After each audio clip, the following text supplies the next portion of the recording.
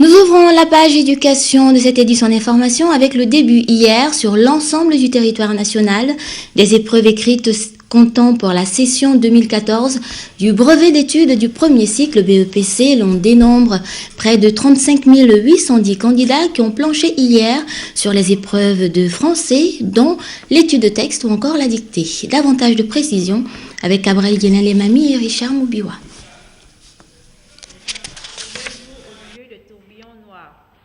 Sur 5 pompes, dont 3 appartenaient à la ville et 2 à la fabrique, une seule était là. Quelques jours après l'oral d'anglais, voici venue l'heure des épreuves écrites. Plusieurs candidats au brevet d'études du premier cycle BEPC sur l'ensemble du territoire national planchent sur les épreuves écrites. Pour la première journée, les élèves ont affronté les épreuves de français à l'exemple de l'étude de texte, la composition de texte et la dictée. Des épreuves qui, selon les candidats, ont été accessibles malgré quelques difficultés rencontrées.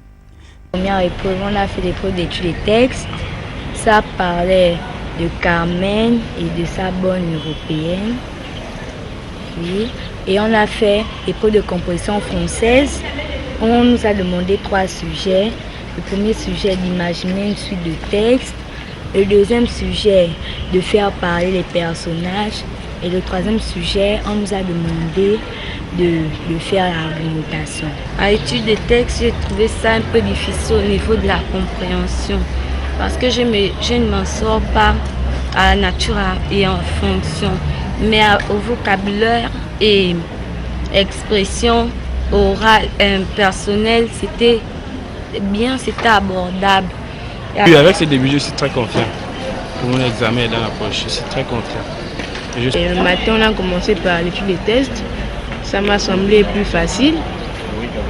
Il y a aussi les, comment on appelle ça, les homophones et homographes qui m'ont... C'était un peu difficile.